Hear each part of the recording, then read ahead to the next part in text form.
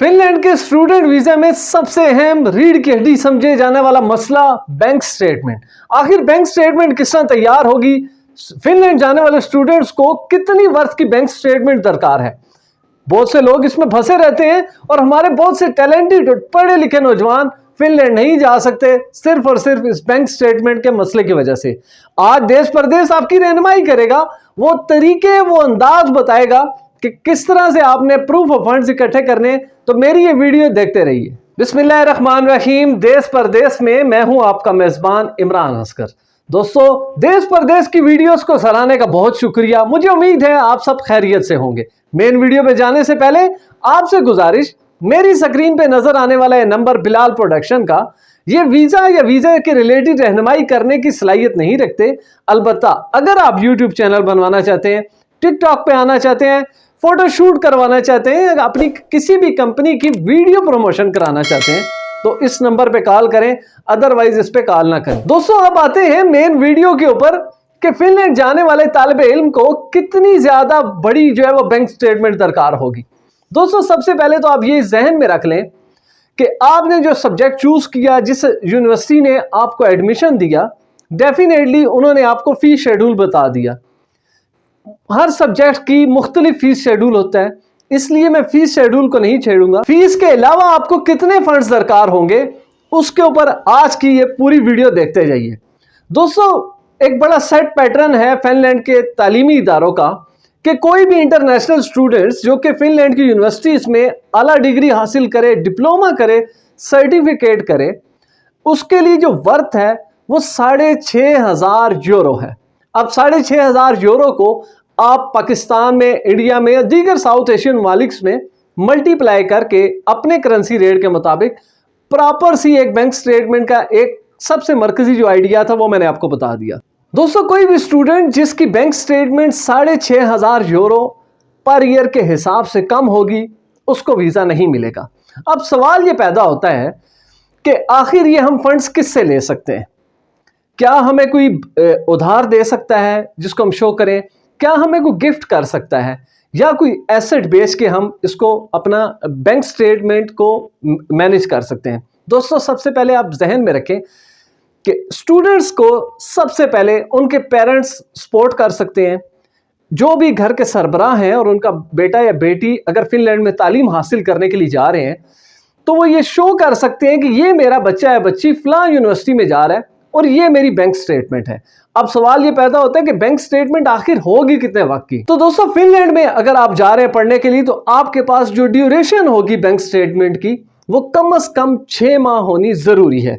इससे ज्यादा भी हो सकती है, लेकिन इससे कम जो है वो वीजा ऑफिसर के जहन में डाउट पैदा कर सकती है कि गालबन आपने वीजा सीकिंग के लिए ये सारे फंड्स किसी से कलेक्ट किए, इनको जमा किया, इनका पहाड़ बनाया, 3 या 4 महीने आपने पास रखे, उसके बाद आपने वीजा अप्लाई कर दिया, तो इसमें डाउट क्रिएट होकर आपका वीजा रिजेक्ट हो सकता है। अब बहुत से स्टूडेंट्स ये कहते हैं कि वो तो स्टूडेंट हैं, उनके पास इतने फंड नहीं है, क्या वो पेरेंट्स से ले सकते हैं? बिल्कुल ले सकते हैं। क्या वो चचा से ले सकते हैं? जी जनाब, बिल्कुल नहीं ले सकते।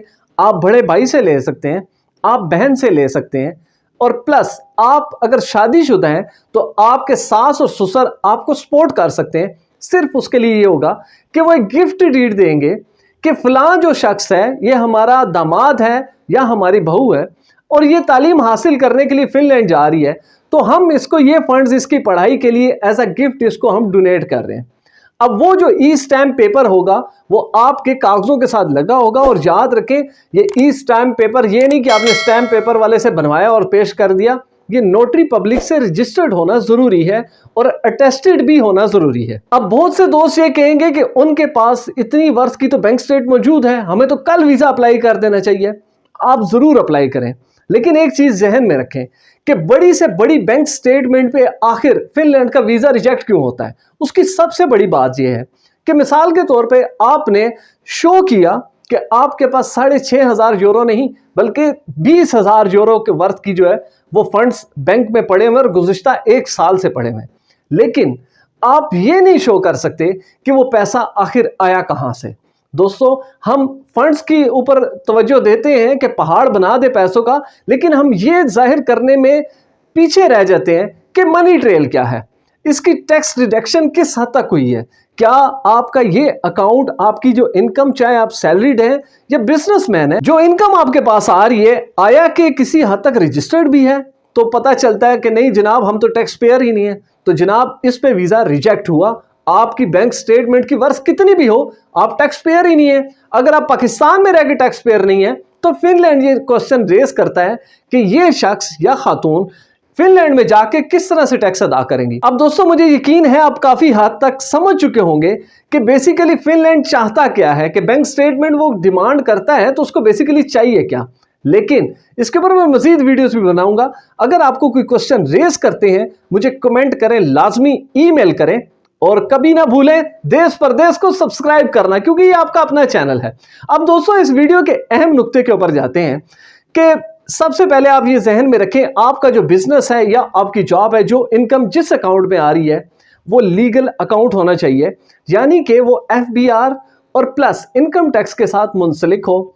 आपकी जो टैक्स रिटर्न्स हैं वो प्रॉपरली फाइल होते हो।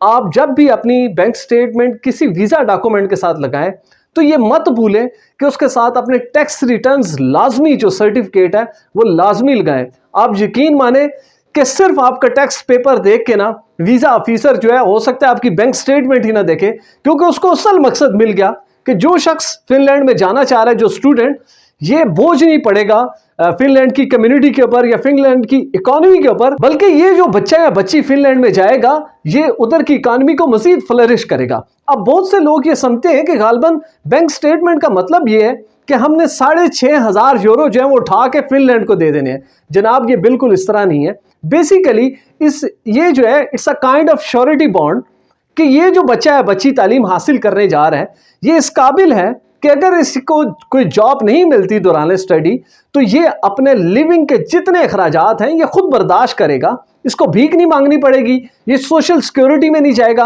अपने हेल्थ रिलेटेड इश्यूज जो हैं वो खुद हल करेगा। अपना खाना पीना, अपनी अकोमोडेशन ये बच्चा या बच्ची खुद कर सकते हैं। तो ये बेसिकली एविडेंस होता है। आपने ये रकम किसी भी फिनलैंड की अथॉरिटी को नहीं देनी, ये आपके अपने अकाउंट में होगी। ये आपके अपने 1 साल जो मुस्तकबिल है आपका फिनलैंड का, उसके लिए एज अ श्योरिटी बॉन्ड आप शो करेंगे कि हमारे पास इतने प्रूफ ऑफ फंड्स मौजूद हैं। दोस्तों, देश परदेश आपकी रहनुमाई का बेड़ा उठाए हुए है, और खास तौर पे वो तालिब इल्म जो कि अपने फ्यूचर के लिए, आला तालीम के लिए फिनलैंड जाना चाहते हैं, हमारी इस पूरी सीरीज को मॉनिटर करें। प्लेलिस्ट जो है फिनलैंड की उसको देखें, बार बार देखें, दोस्तों के साथ शेयर करें, ताकि लोगों को अच्छे आइडियाज और अच्छी रहनुमाई मिल सके।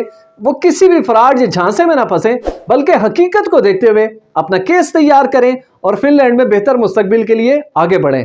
तो देखते रहिए देश परदेश इमरान असगर के साथ।